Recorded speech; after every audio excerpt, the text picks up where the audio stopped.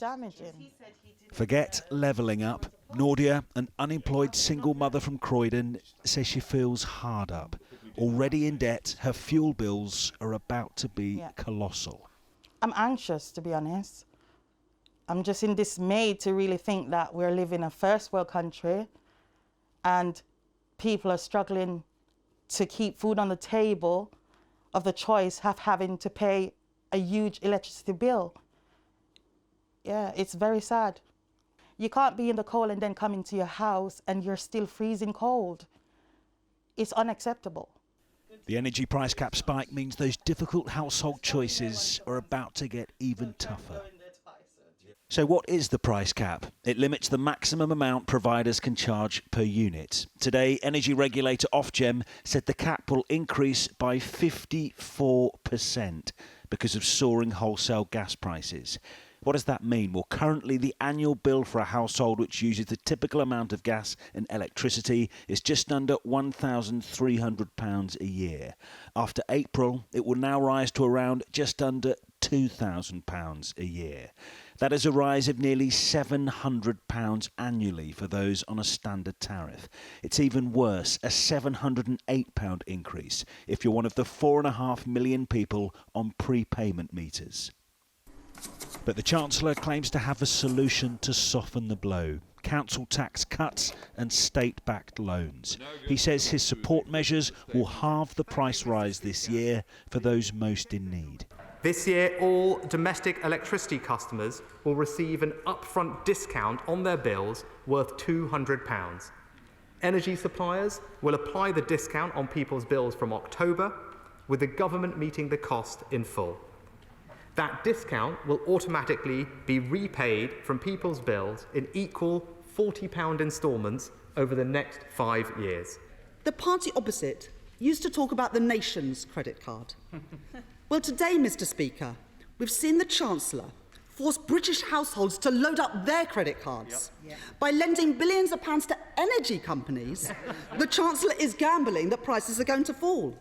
But they could go up further in October. What then? There'll be extra help if you're in England, but you might want to go and check your council tax bill right now. Those in bands A to D will receive a rebate of £150, which won't have to be paid back. But one fuel poverty charity says ministers are still not doing enough. Sadly, the package of measures that the government has put forward will not be sufficient for households to guard against falling into further debt. So we are going to need to see a further intervention down the line to tackle these issues. But the price cap rise is only part of the squeeze, as keeping the lights on is about to get much more expensive. Julian Druker, 5 News. Well, Nordia, he saw in Julian's report, is just one of millions, sadly, facing that perfect storm of financial hardship in the next few months. Maybe you're feeling the squeeze as well. Many of us are. Let's take a closer look as to why that is, shall we? Well, at 5.4%, inflation is currently at its highest level for 30 years. And that, of course, is pushing up the price of living. All of it, from the till at the grocery store to the petrol pump to even grabbing a bus or train. Prices are up right across the board. On top of that, as of April, so's national insurance to 1.25 pence to every pound. It might not seem like a lot, but it does add up. And if that wasn't enough, after 13 years of record lows, today the Bank of England raised the base rate of interest to 0.5%. And it's alarming just how many people that will affect. How? Let's break that down for you, shall we? Say you've got a variable rate mortgage of £150,000. On the new base rate, you'll be paying an extra £21 a month, or £252 a year. It's bad news for households already on a tight budget. And one economist told us it's going to sadly get worse before it gets better.